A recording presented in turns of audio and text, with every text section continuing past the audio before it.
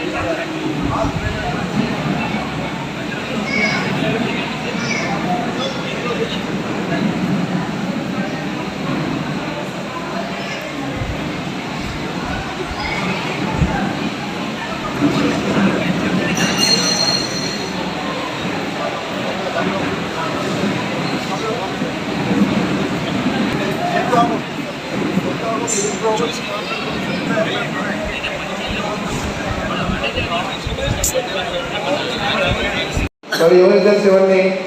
Development లేదు, ఆర్థికంగా ఎవరు అందించింది లేదు. ఒక స్కీమ్ మంచి స్కీమ్ పెట్టిందిరే. ఆయన 10 పాయింట్ల పర్వాల తర్వాత రాజశేఖర పర్వాలను చూశాం. మళ్ళీ డాక్టర్గా నాడి పట్టుకుని చూశాడు. ఆ రోజుల్లో రైతు రుణమాఫీ ఇచ్చాడు, రైతు ఉచితంగా కరెంట్ ఇచ్చాడు, ఫీజు రియంబర్స్మెంట్ ఇచ్చాడు. ఈ హామీ ఇస్తే ఏమైతుందని చెప్పాలి సమాధానం. చంద్రబాబు నాయుడు ఎంతసేపు ఉన్నా తమ స్వార్థ రాజకీయాలు చేస్తూ ఉన్నాడు.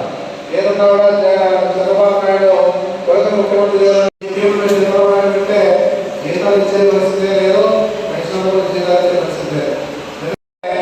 ఏదైనా జరిగినా దౌర్జన్యం చేస్తూ ఉంటానికి ఉన్నాం. అది చాదరతనంగా వాళ్ళు భావిస్తూ ఉన్నారు.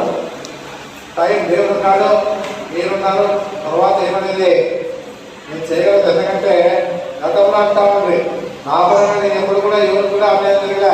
మీరు వచ్చినప్పుడు మా దగ్గరికి వచ్చినప్పుడు ఏదో రకంగా తప్పు చేస్తే ఆ రోజుల్లో ఉండే పరిస్థితిలో నా మద్దతులో చేస్తామండి.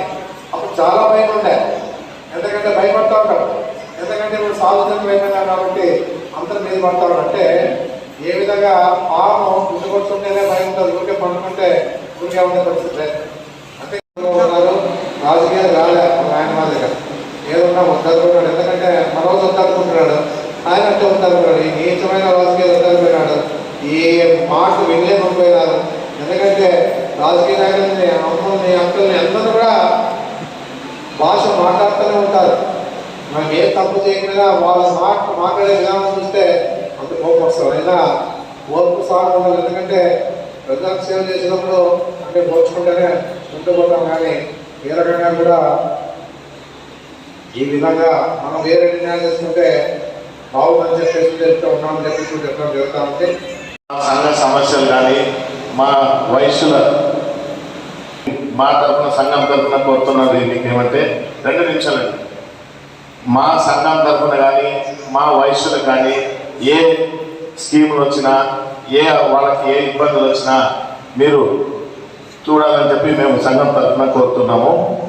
అలాగే ఇబ్బంది ఇంతసేపు నేను సంఘం తరఫున మాట్లాడినాను, వ్యక్తిగతంగా వీటి ప్రకాష్గా మాట్లాడుతున్నాను నేను. ఎందుకంటే సంఘం తరఫున నేను మాట్లాడాలి, అదే మాట్లాడాలి. పిటి ప్రకాష్ గారు నేను మాట్లాడుతున్నాను. మీ అందరికీ అర్థమయ్యే సినిమా భాషలో చెప్తున్నాను.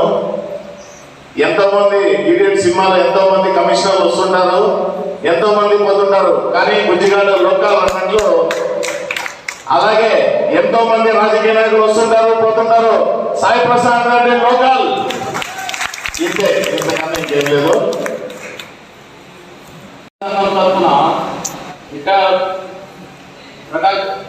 ప్రకాష్ గారు మరియు పాండవయ్య గారు పెద్దలందరూ ఉన్నారు.